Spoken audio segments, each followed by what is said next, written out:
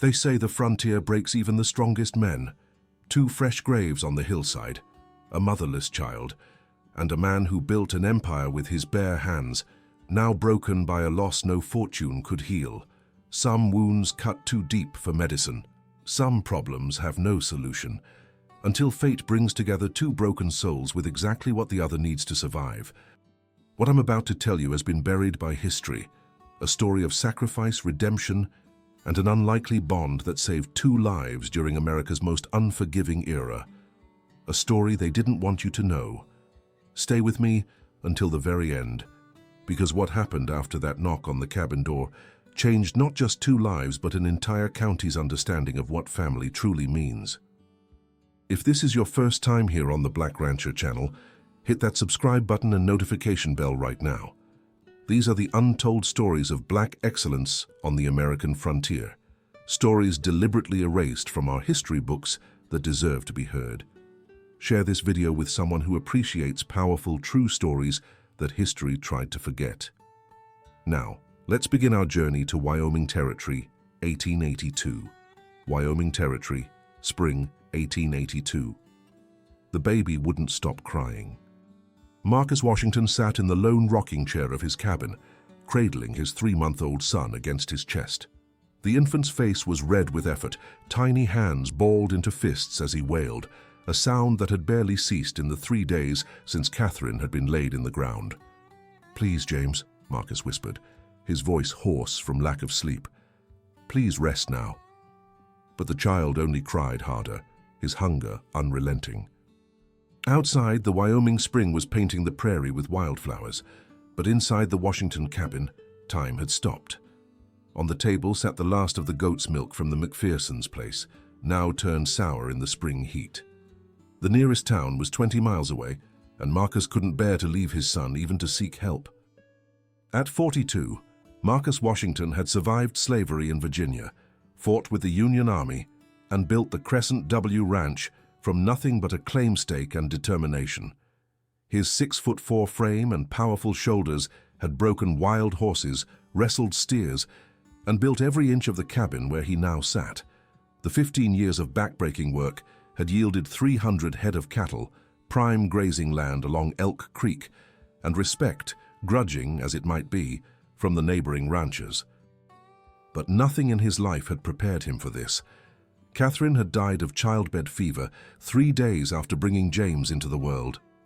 Dr. Simmons from Clearwater had done what he could, but the infection had taken hold too quickly.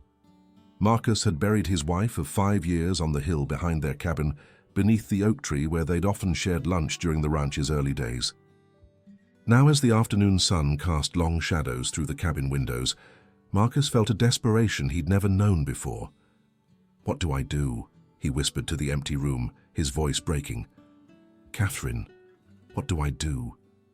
James's cries had taken on a weaker quality that frightened Marcus more than the loud wailing. The baby's lips were dry, his fontanelle sunken. Marcus had tried everything, clean cloth soaked in water, the last of the sugar water, even chewed bits of jerky wrapped in cloth for the baby to suck on. Nothing helped. Outside, the wind picked up, rattling the shutters Catherine had insisted on installing last fall. "A proper home needs proper shutters," she'd said, her smile bright even as her belly grew round with child. Marcus closed his eyes against the memory, rocking slowly as his son cried against his chest. The knock, when it came, was so unexpected that Marcus nearly dropped the baby. 3 sharp raps on the front door, followed by a woman's voice. "Mr. Washington, are you in there?" Marcus froze, unsure if he'd imagined the sound. No one came calling at the Crescent W, not since the funeral, when the neighboring ranchers and their wives had brought food and awkward condolences before quickly departing. The knock came again, more insistent this time. "Mr. Washington, I can hear the baby. Please open up." Marcus rose unsteadily to his feet, the room spinning slightly from exhaustion. He crossed to the door in 3 long strides and pulled it open. On his porch stood a woman he'd seen only once before, at Catherine's funeral. She was small, barely reaching his shoulder, with auburn hair streaked with grey pulled back in a severe bun. Her blue calico dress was faded but clean, and in her hands She held a covered basket. "Mrs. Miller," Marcus said, recognition dawning slowly through his exhaustion. Sarah Miller, the widow from the small homestead 5 miles east. Her husband had died in a mining accident 2 years prior, leaving her to run their small farm alone. "I brought milk," she said without preamble, lifting the basket slightly. "Cow's milk, fresh this morning, and some bone broth for the baby." James let out another pitiful cry, and Mrs. Miller's eyes fixed on the infant. "He's dehydrated," she said, her tone matter-of-fact. "He needs feeding, and soon." She paused, seeming to take in Marcus's haggard appearance for the first time. "When did you last sleep, Mr. Washington?" Marcus stepped back from the doorway, a wordless invitation that Mrs. Miller accepted, crossing the threshold into the cabin that hadn't seen a visitor in days. "The milk is in the blue jar," she said, setting the basket on the table and removing an earthenware container. "It needs warming." "Do you have a pot?" Marcus nodded dumbly, pointing to the cast-iron pot hanging by the cold stove. Mrs. Miller moved with the efficiency of someone accustomed to managing crises. She stoked the stove, filled the pot with milk from her jar, and set it to warm. From her basket, she produced a glass bottle with a rubber nipple, the kind Marcus had seen in the general store catalog, but hadn't known how to obtain. "My Thomas was only 6 months when John died," she said quietly as she worked. "I had everything ready for when my milk dried up." She glanced at Marcus. "Your wife, did she have time to prepare?" Marcus shook his head, the lump in his throat making speech impossible. Catherine's illness had been so sudden, the decline so swift. "I thought as much." Mrs. Miller tested the milk's temperature on her wrist, then filled the bottle. She held out her arms. "May I?" After a moment's hesitation, Marcus handed over his son. The woman cradled James with practiced ease, settling into the rocking chair and guiding the nipple to his mouth. The baby latched on desperately, his cries ceasing immediately as he began to suck. The sudden silence in the cabin was deafening.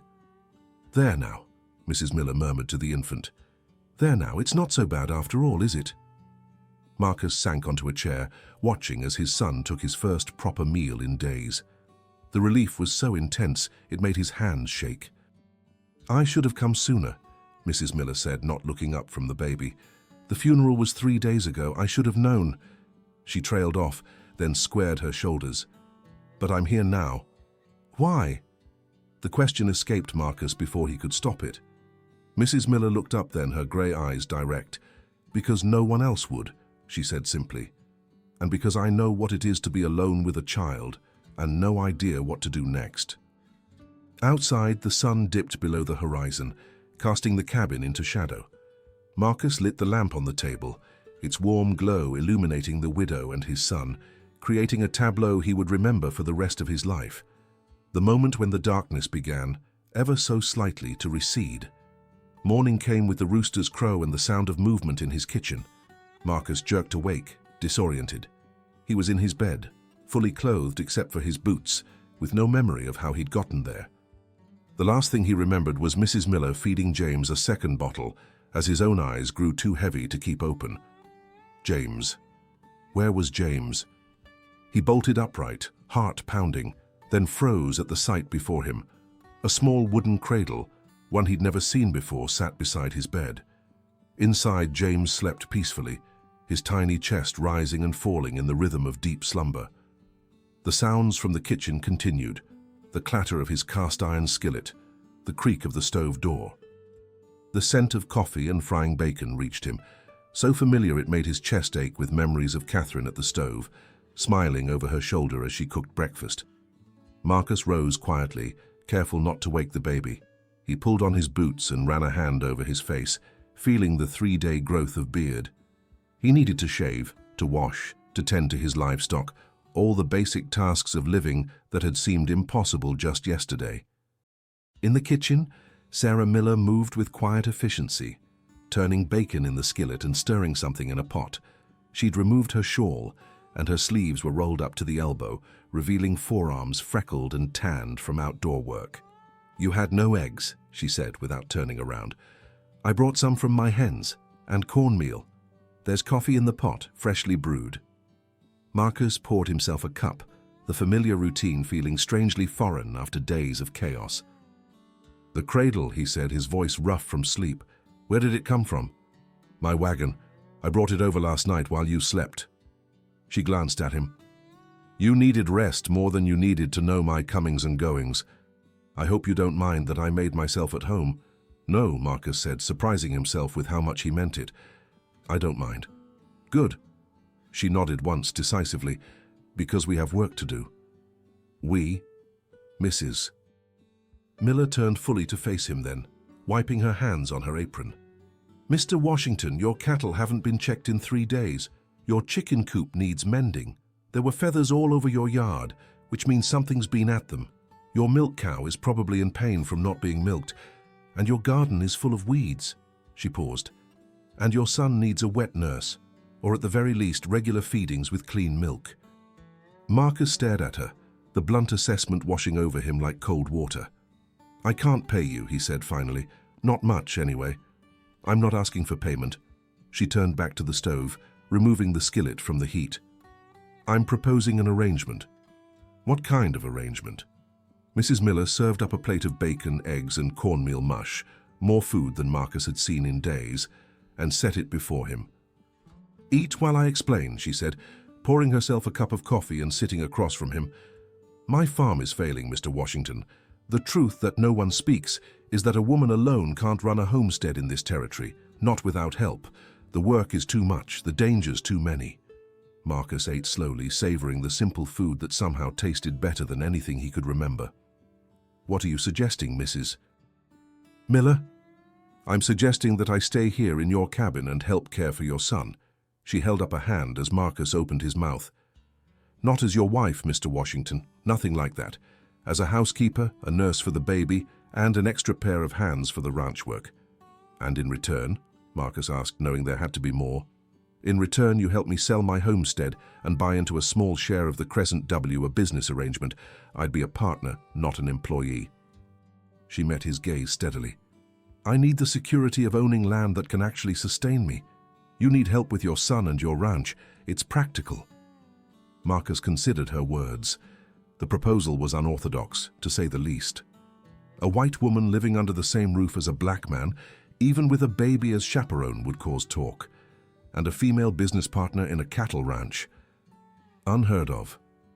"People will talk," he said finally. Mrs. Miller's smile was thin. "People already talk, Mr. Washington. They talked when I stayed on my farm after John died. They talked when you built this ranch from nothing. Let them talk." From the bedroom, James began to fuss. Not the desperate wails of yesterday, but the normal sounds of a baby waking hungry. "He'll need another bottle," Mrs. Miller said, rising from her chair, "and you'll need to check your herd. We can discuss the details of the arrangement when you return." She moved toward the bedroom, then paused in the doorway. "Unless you've decided already." Marcus looked at the empty plate before him, at the coffee in his cup. He thought of his son, sleeping peacefully in a cradle he hadn't had to build, of the quiet competence of this woman who asked not for charity or marriage, but for partnership. Catherine would have liked her, he realized suddenly. His practical, no-nonsense wife would have appreciated Sarah Miller's straightforward approach to solving problems. "I'll consider it," he said, rising from the table, "and I'll check the herd." Mrs. Miller nodded, satisfied for now. "The milk's in the blue jar. 1 part milk to 1 part water for the bottle, warmed but not hot." "Yes, ma'am," Marcus said, and for the first time in days he felt the ghost of a smile touch his lips. Outside, the morning air was crisp and clear. His horses nickered at his approach, hungry for the feed he'd neglected to provide. His cattle would have drifted to the south pasture, where the creek provided water. The work of the ranch called to him, familiar tasks that required his body but freed his mind to think. As he saddled his horse, Marcus heard Mrs. Miller singing softly to James through the open window. Not a lullaby, but a folk song about perseverance and hard times. Her voice was nothing special, a bit rough around the edges, but the sound of it settled something in his chest that had been flailing since Catherine took her last breath. He mounted his gelding and rode toward the south pasture, the day's work and Sarah Miller's proposal turning over in his mind. You're watching The Black Rancher, where we uncover the untold stories of black excellence on the American frontier. If you're enjoying this authentic tale of survival against all odds, take a moment right now to hit that subscribe button and notification bell. These are the stories that history books try to erase. Stories of courage, resilience, and human connection that transcended the brutal prejudices of their time. Share this video with someone who appreciates powerful narratives about our shared American history, and stick with me. The most powerful moments of this story are still to come. By mid-June, the arrangement was working better than either of them had dared to hope. Sarah's homestead had sold quickly, too quickly, and for too little, if Marcus was being honest. The neighboring rancher, Peterson, had practically smirked as he handed over payment, clearly thinking he'd taken advantage of a desperate widow. But Sarah had been pragmatic. "It's enough for what we need," she'd said, counting out the bills at Marcus's kitchen table. "A 10% share of Crescent W plus enough to order supplies from Denver." Those supplies had transformed the Washington ranch. New fencing tools, seeds for an expanded vegetable garden, a proper clothesline, and most significantly, 3 milk cows to add to Marcus's herd, ensuring a steady supply for James. The baby was thriving. At 5 months old, he had doubled in weight, his cheeks round and his eyes bright. He gurgled and cooed when Marcus returned from working the range, tiny hands reaching for his father's face. It was Sarah who'd insisted on moving her bed into the storage room off the kitchen, converting it into a small, private chamber. "Propriety matters," she'd said firmly, "even out here." Marcus hadn't argued. The arrangement was already unconventional enough without adding impropriety to the mix. Besides, he wasn't ready to think about any woman in that way. Catherine's presence still filled the main bedroom, from her handmade quilt on the bed to the lavender sachets she'd tucked in the dresser drawers. But life at the Crescent W had found a new rhythm. Marcus handled the cattle, the horses, and the heavy ranch work. Sarah managed the household, the vegetable garden, the chickens, and James. In the evenings, they would sit on the porch, Marcus in his chair, Sarah in Catherine's, and discuss the day's work and the plans for tomorrow. Business partners as she'd proposed, and increasingly friends. It was on such an evening, with the June sun setting late over the western hills, that the first trouble arrived.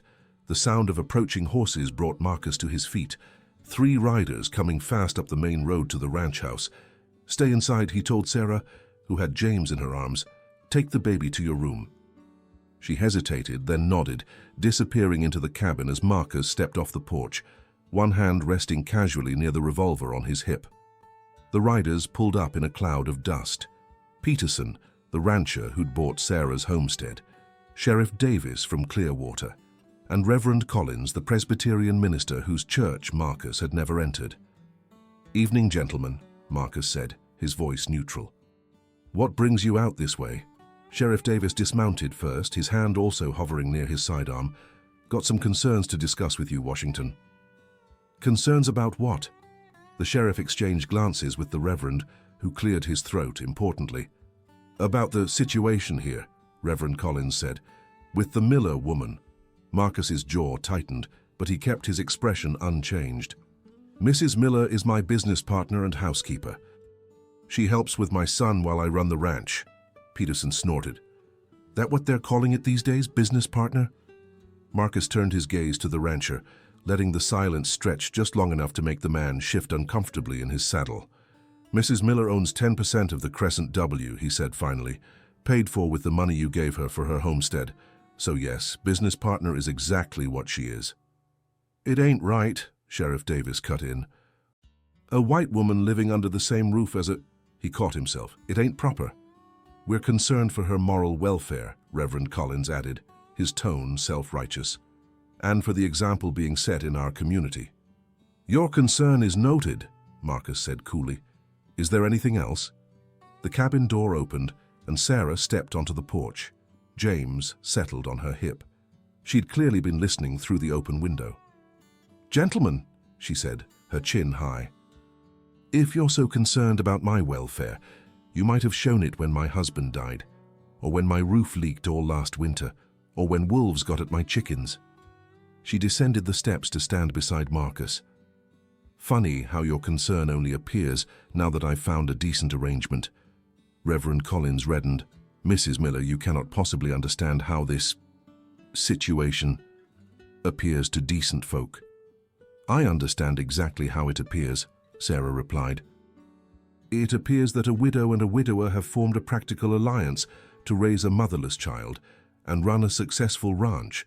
If decent folk see something indecent in that, then the indecency is in their minds, not in this household. Peterson leaned forward in his saddle. You watch yourself, Washington. People round here don't take kindly to... To what, Mr. Peterson? Marcus interrupted, his voice deadly quiet. To successful black ranchers, or to white women who make their own decisions? The sheriff stepped between them. Nobody's making threats here, but folks are talking, and talk can turn ugly. We've come to offer a solution, Reverend Collins said, regaining his composure. Mrs. Miller, the widow Henshaw in town, has a spare room. She's offered to take you in, give you respectable employment, helping with her boarding house. You could visit the child occasionally if you wished. And my share of the Crescent W? Sarah asked. The men exchanged glances. Well, naturally, that arrangement would have to be dissolved, the Reverend said smoothly. Mr. Washington could buy you out. For a fair price, of course. A fair price determined by whom? Marcus asked. No one answered. Sarah shifted James to her other hip. Thank you for your concern, gentlemen, but I'm exactly where I choose to be. And as Mr. Washington said, our arrangement is a private business matter. You're making a mistake, Sarah, Peterson said, dropping the formality. This won't end well. Good evening, Mr. Peterson, she replied firmly. It's the baby's feeding time, and we have livestock to tend before dark. If there's nothing else... The three men exchanged glances, clearly not having expected such unified resistance. This isn't over, the sheriff said, but it sounded more like resignation than threat. He mounted his horse, and with a final meaningful look, the three men rode away. When the dust from their horses had settled, Sarah let out a long breath. That was the first visit, she said quietly. It won't be the last. Marcus nodded, watching the retreating figures. No, it won't. Are you having second thoughts about our arrangement? She asked, turning to face him. Marcus looked at her then, this small, fierce woman holding his son so naturally on her hip. In the sunset light, her auburn hair gleamed with hints of gold, escaping from its practical bun to frame her face. In 3 months, she had brought order from chaos, turned grief into purpose, made his house feel like a home again. No, he said firmly. No second thoughts. You? Sarah smiled, the first genuine smile he'd seen from her since she arrived that desperate night. Not a one, she said, and turned to go back inside. Supper will be ready in an hour. The fence in the north pasture still needs mending before dark. Marcus watched her go, then turned toward the tool shed, a strange lightness in his chest despite the confrontation. For the first time since Catherine died, he felt certain he was on the right path, even if it was one he'd never expected to travel. Summer gave way to fall, and fall to the first bitter chill of winter.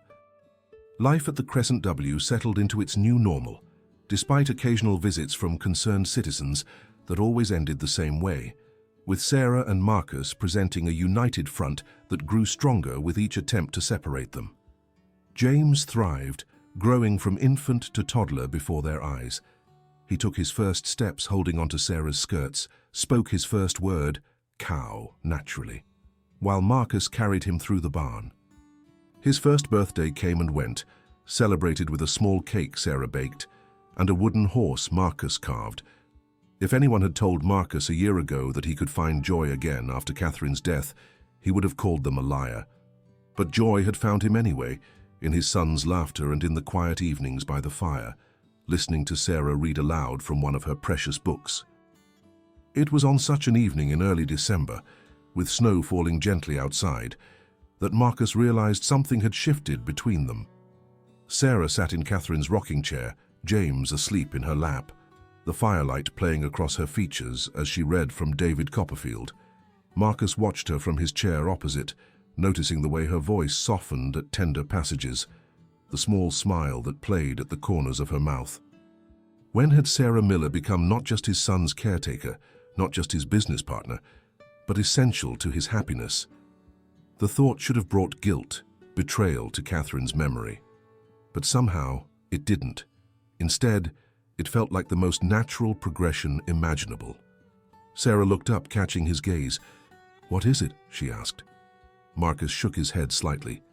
"Just thinking." "About?" Before he could answer, a sound cut through the peaceful evening, the crash of breaking glass from the kitchen window. Marcus was on his feet instantly, pushing Sarah and James behind him as he reached for his rifle. Through the broken window came a flaming torch, landing on the kitchen floor where it immediately set the curtains ablaze.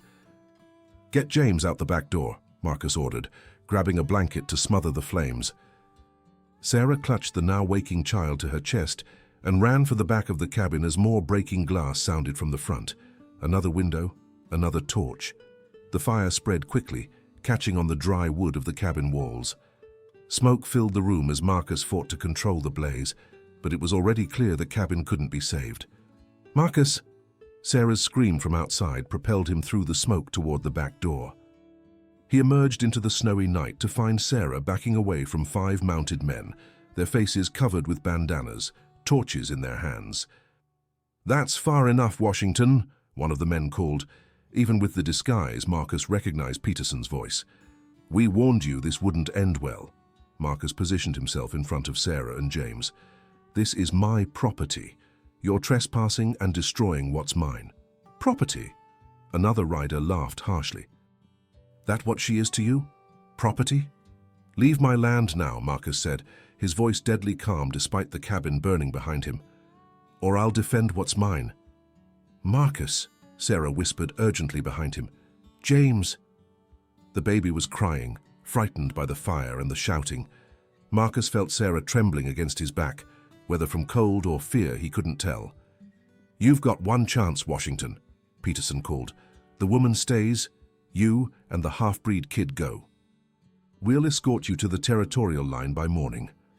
And if I refuse," Peterson raised his rifle, "then we finish this another way." The standoff stretched for a long moment, broken only by the crackling of the burning cabin and James's frightened cries. Marcus calculated their options. The barn was 30 yards away, too far to reach without being shot. The nearest neighbor, McPherson, was 3 miles east, but his sympathy couldn't be counted on. Then, through the falling snow, came the sound of approaching horses, multiple riders coming fast from the direction of town. Peterson and his men turned at the noise, momentarily distracted. It was all the opening Marcus needed. "The barn," he whispered to Sarah. "Run, now." She didn't hesitate, clutching James tightly as she sprinted through the snow toward the large barn. Marcus followed, keeping himself between her and Peterson's men, his rifle raised. A shot rang out, but it wasn't aimed at them. One of the new arrivals had fired into the air as at least 10 riders emerged from the snowy darkness. "What the hell is going on here?" a commanding voice demanded. "Sheriff Davis." And behind him, to Marcus's astonishment, Reverend Collins and several other townsmen Marcus recognized from Clearwater. "Sheriff," Peterson called, lowering his bandana. "We caught this." "Save it, Peterson," the sheriff cut him off. "We could see the fire from town."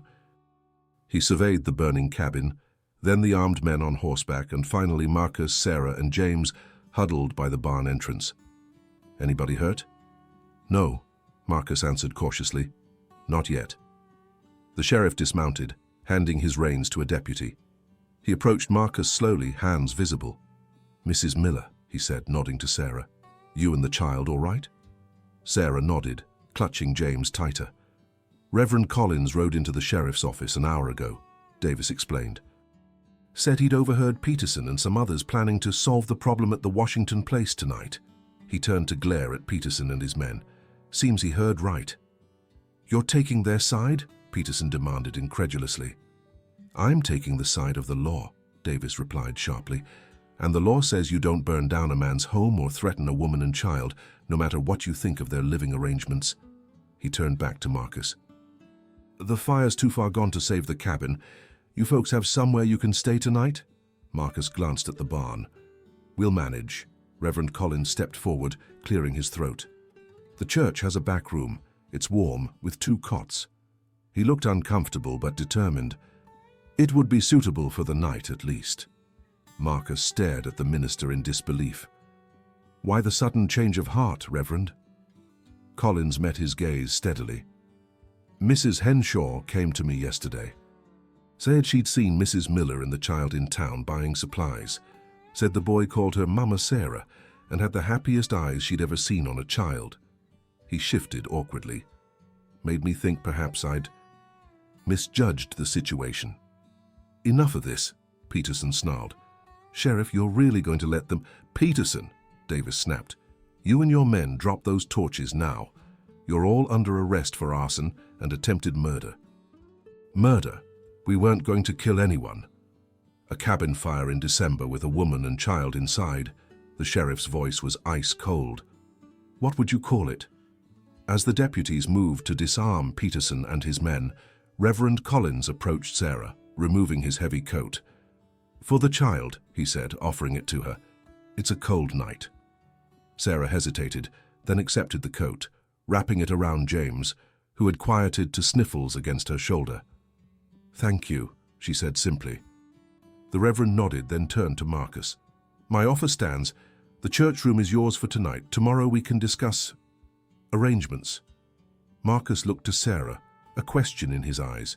She gave a small nod. We accept, Marcus told the Reverend. And tomorrow I'll rebuild my cabin, on my land. He emphasized the last words, his gaze challenging. Of course, Collins said, surprising him again. I believe several men from town would be willing to help. It's what neighbors do. As they prepared to leave, Marcus took one last look at the burning cabin, the home he'd built with Catherine now reduced to embers. But as he helped Sarah mount a borrowed horse, James secure in her arms, he realized that home wasn't the walls and roof he'd constructed. Home was the people he loved, his son, and this remarkable woman who had brought light back into his life when all seemed darkest. Tomorrow would bring new challenges, but tonight they were safe. And for now, that was enough. Spring 1883. The new cabin stood where the old one had burned, larger and sturdier than its predecessor.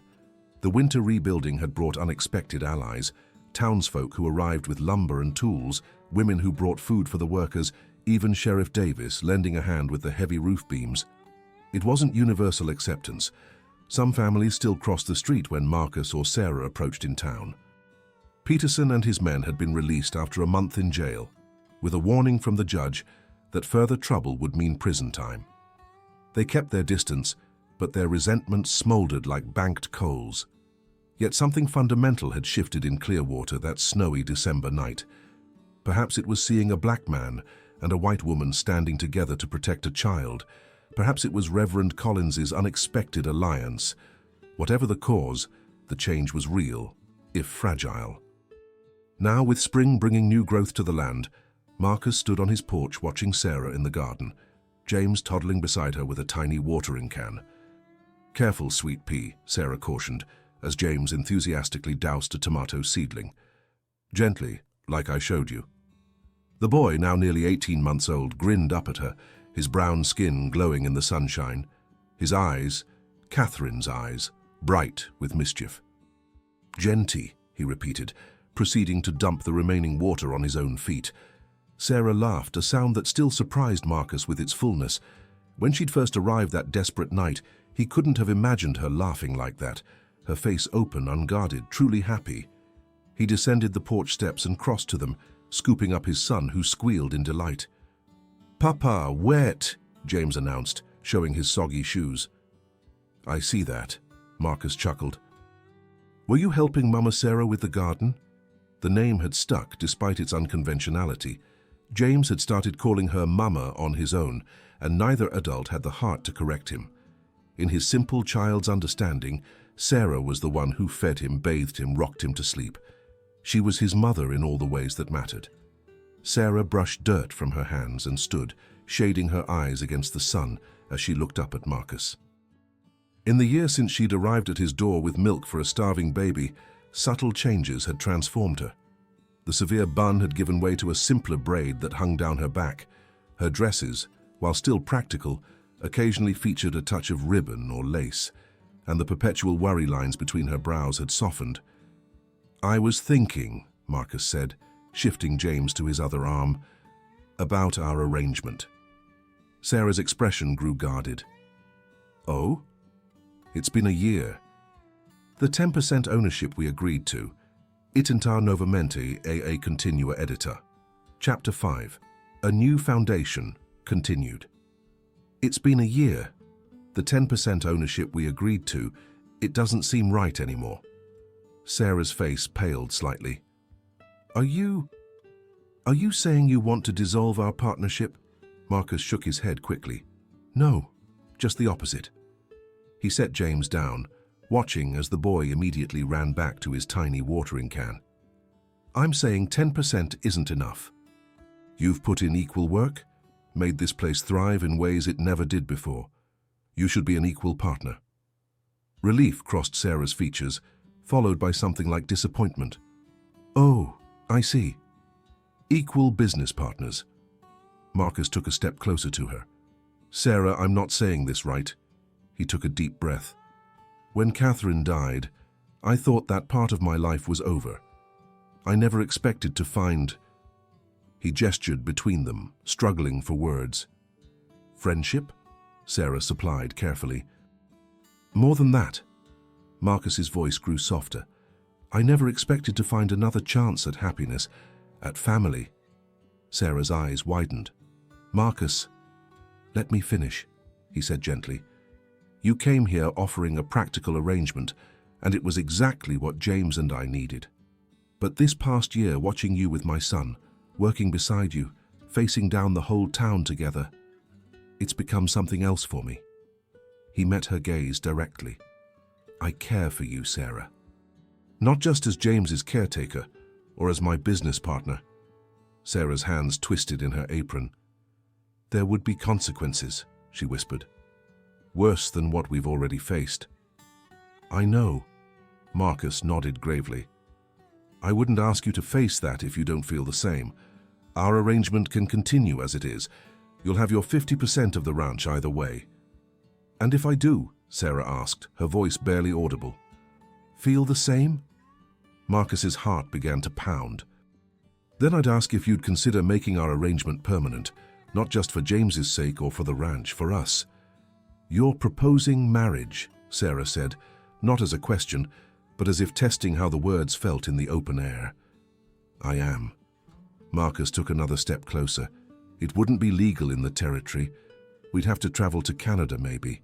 And even then, it wouldn't be recognized here." "I know." Sarah's gaze drifted to James, who was now sitting contentedly in the dirt, talking to a worm he'd discovered. "It would make him truly mine, though. In my heart, if not in law." "He's already yours," Marcus said softly. "Has been since that first night." Sarah looked back at him, tears shimmering in her eyes. "I never thought I'd have another chance either. After John died, I resigned myself to loneliness, to practicality above all else." She swallowed hard. "I didn't come here looking for love." "Neither did I," Marcus admitted. "But here we are." For a long moment they stood in silence, the weight of possibility heavy between them. Then Sarah stepped forward and placed her hand on his chest, right over his heart. "Yes," she said simply. Marcus covered her hand with his own. "Yes?" Sarah smiled, tears spilling onto her cheeks. "Yes, I'll marry you, Marcus Washington. Legal or not, recognized or not. For James, for the ranch," her voice softened. "For us." Marcus wrapped his arms around her, drawing her close for the first time. She fit against him perfectly, her head tucking just beneath his chin. For a moment they stood entwined, the spring sunshine warm on their backs, the scent of freshly turned earth rising around them. A tug at their legs broke the moment. James stood looking up at them, his small face curious.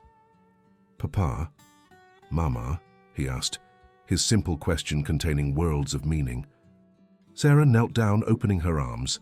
The boy came to her immediately, as naturally as breathing.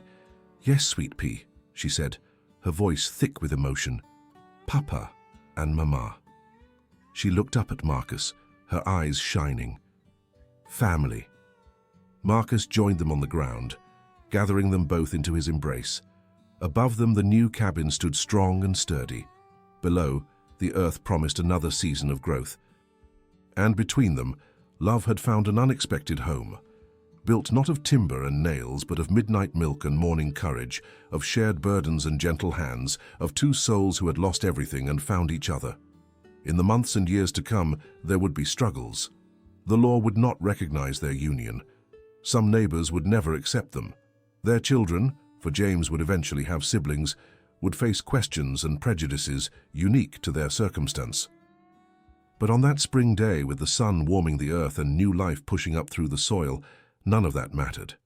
What mattered was this: a family, impossible and inevitable, built from loss and saved by love.